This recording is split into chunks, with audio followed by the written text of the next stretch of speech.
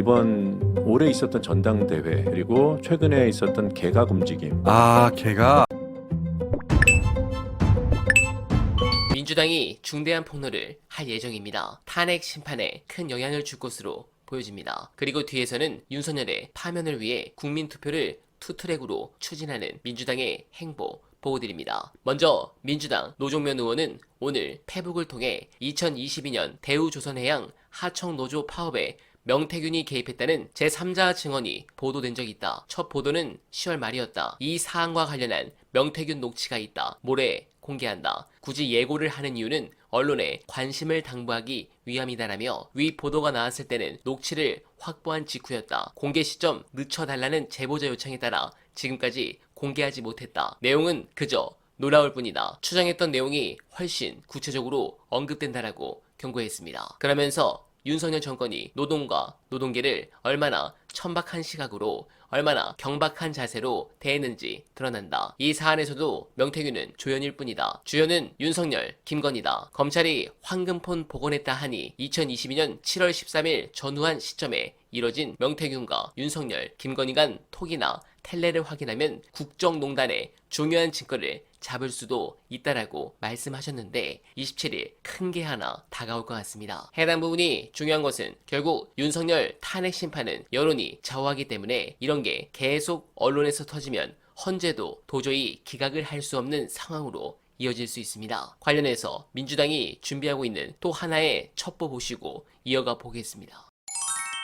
구체적으로는 저는 이번 올해 있었던 전당대회 그리고 최근에 있었던 개각 움직임. 개각. 이 두 가지가 좀 고려해야 봐야 될 포인트가 아닌가. 뭐 제가 구체적인 정보가 있는 건 아니지만 일단 하나는 지난 7월 당대표 경선에 나경원, 윤상현, 원희룡이 나갔습니다. 맞아요. 한동훈의 대항마로. 그렇죠. 그때 용산은 한동훈을 죽이고 싶어서 안달이 났던 시점입니다. 그래서 지난 7월에 그 국민의힘 당대표 경선 결과는 윤석열 입장에서 보면 내란이에요. 한동훈을 제거해야 되는데 한동훈을 제거 못했잖아요. 그때 제거하기 위해서 등장했던 그런 용산 쪽에 가까운 사람들이 친위부대 나경원, 윤상현, 원희룡이었다고 저는 해석합니다. 그래서 어쩌면 이들은 이런 경험이 없었으면 장관이 됐을 수도 있겠네요. 그거는 요 다음 스텝이고요. 그 당시에 뭐 용산 편 들만한 사람들 출마시킨다고 되겠습니까? 한동훈 인기가 그 당시에 이제 여권 내에서는 상당했는데 그러면 기술자가 필요하지 않았을까? 명태균이 그 한동훈 당대표 선출 전당대회에서도 역할을 했을 것이다. 기술을 부렸을 것이다. 저는 그 가능성을 배제하지 않습니다. 그래서 그때 출마했던 분들에게 공이다 물어보고 싶어요. 원희룡, 윤상현, 나경원. 그 당시에 명태균 접촉한 사실이 정말 없는가? 직간접적으로. 그리고 그러니까 제가 이제 드리고 싶은 말씀은 생각도 윤석열과 비슷하고 그동안 걸어온 길도 비슷하고 특히나 이 가까운 시점 이제 윤석열이 계엄 결심을 굳혔던 그 시기에 이미 윤석열 편에 서서 뭔가를 도모했던 사람들이 아닌가. 그 마지막 내각에 이 사람들이 그 낙점돼 있었고 본인들은 그걸 알고 있었고 그런 정황이 있는지 한번 확인해 봐야 되겠네요, 이건. 그렇지 않고서는 너무 심하게 하거든요. 네, 그 11월쯤 이제 개각 얘기가 나오고 뭐 대통령 그러니까 윤석열이 자기 입으로 뭐 개각 검토하고 있다라고 얘기했던 그렇죠. 그 시점에 인사 검증 절차가 어째도 돌아가긴 돌아갔을 것 그 정도면 같아요. 게시가 됐을 것 같은데 네, 어딘가에 자료가 돌았을 것 같은데. 자료도 있을 거고 관련된 사람들도 있어서 확인을 해봐야 된다고 봅니다. 그때 거론됐던 사람들은 지금 딴소리 하기가 어렵죠. 그렇죠. 아하. 그럴 수도 있겠습니다. 네, 근데 그건 아직은 이제 추정의 영역이기 예. 때문에 자, 그런데 이제 어쨌든 명태균 건도 여기서 실물 녹취가 나올 거니까 이것도 굉장히 중요합니다. 탄핵 그 자체에는 이게 들어가지 않겠지만 윤석열에 대한 인식을 국민들이 확실히 갖게 하는 데는 굉장히 중요한 거죠, 이것도. 네, 그 저는 윤석열이 계엄 결심을 이제 상당히 오래전에 굳혔는데 예. 그러니까 주변을 설득해가면서 이제 굳어가는 과정 아니겠습니까? 네, 공감합니다. 사태는 점점 더 커질 수밖에 없는 상황에서 한덕수가 결국 콩밥을 먹는 길을 택했습니다. 특히 헌법재판관을 임명하지 않겠다는 것은 명백한 위헌 행위입니다. 국회목 헌법재판관 3명을 국회가 선출하는 것은 헌법의 명문 규정입니다. 총리실과 국민의힘 주장은 헌법을 부정하는 언어 도단입니다. 23일, 24일 청문회를 거친 3명의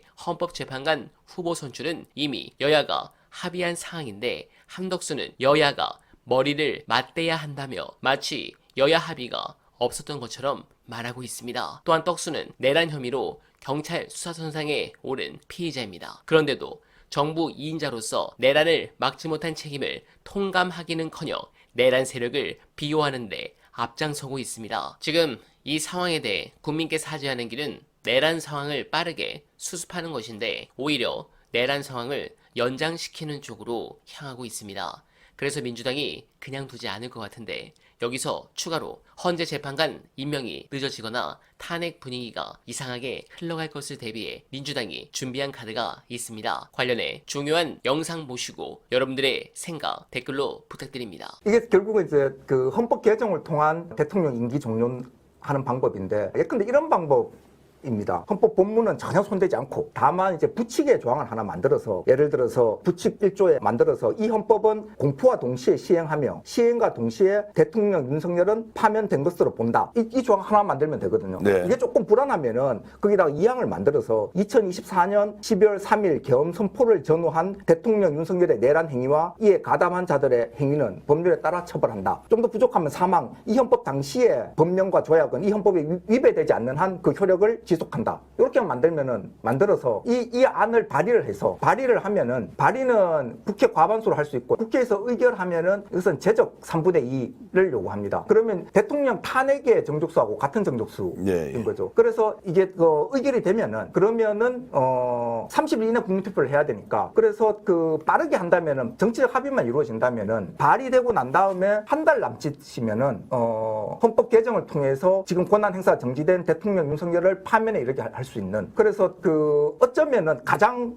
정책 합의만 된다면 가장 빠르고 그리고 탄핵으로부터 발생하는 여러 가지 부정적인 문제들을 해소할 수 있는 그런 좀 더 근본적인 해결책인 것 같습니다. 네, 할 수 있는 모든 것을 다 해야 합니다. 윤석열은 이번에 빵에 갈 확률이 높은데 저쪽은 쥐박, 근해 이후 3연속입니다. 이러고도 국힘은 대선에서 표를 달라고 할 수 있겠습니까? 비상계엄과 탄핵 소추 와중에도 국민의힘 의원들과 열성 지지자들의 최우선 목표는 이재명 대통령만은 절대로 안 된다는 것입니다. 정권을 빼앗기는 것에 대한 두려움, 이재명 대표에 대한 거부감 때문일 것입니다. 정서적으로 그럴 수 있습니다. 그런데 이들의 반 이재명 정서는 합리적이지도 않고 과학적이지도 않습니다. 저들이 이번 사태로 괴멸에 가까운 타격을 입고 역사로 사라지길 간절하게 바라며 어나바는 오늘도 최선을 다하겠습니다. 여러분 고맙습니다. 이재명은 합니다.